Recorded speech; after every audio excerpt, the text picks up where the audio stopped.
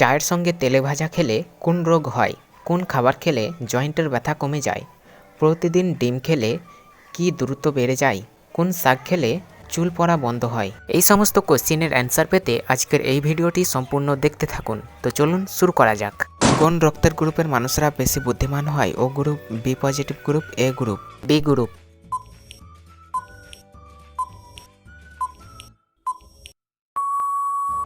উত্তর হবে B positive group. কোন খাবার খেলে জয়েন্টের ব্যথা কমে যায়? কাঁচা রসুন, কাঁচা কলা, মেথি নাকি পেঁয়াজ?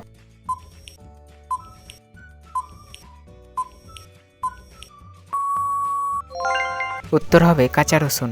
কোন ডাল খেলে প্যারালাইসিস রোগ ভালো হয়ে যায়? মুগ ডাল, মসুর ডাল, খেসারি ডাল, কলাই ডাল?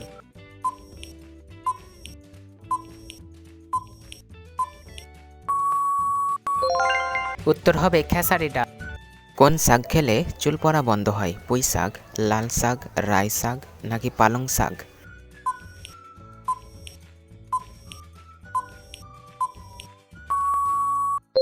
উত্তর হবে লাল শাক।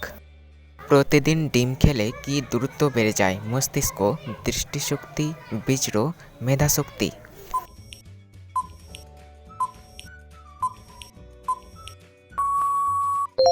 উত্তর হবে দৃষ্টিশক্তি। কোন শাক খেলে রাতে বেশি ঘুম হয়? পুঁই শাক, লাল শাক, শুশনি শাক, পালং শাক?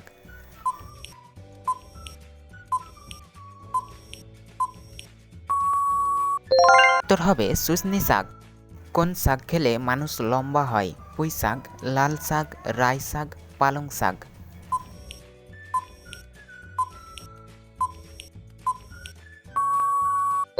উত্তর হবে পালং শাক। কোন শাক খেলে চোখের দৃষ্টি বাড়ে? লাল শাক, পুঁই শাক, রাই শাক নাকি পালং শাক?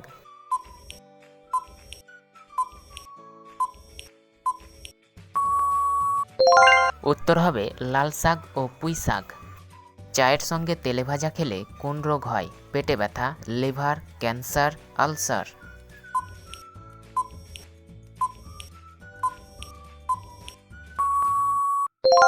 উত্তর হবে আলসার। চায়ের সঙ্গে কি খেলে তাড়াতাড়ি মারা যাবেন? বিস্কুট, বাদাম, রুটি, কেক?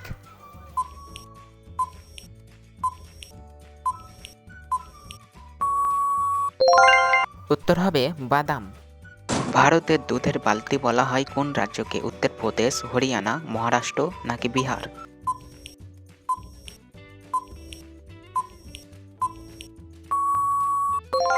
উত্তর হরিয়ানা। তো আজকের ভিডিও এই পর্যন্তই। দেখা হবে আবার পরবর্তী কোনো ভিডিওতে। সে পর্যন্ত সবাই ভালো থাকবেন। এখন আমি বাজারে যাব। মা, ব্যাগ কই? সাইকেল কই?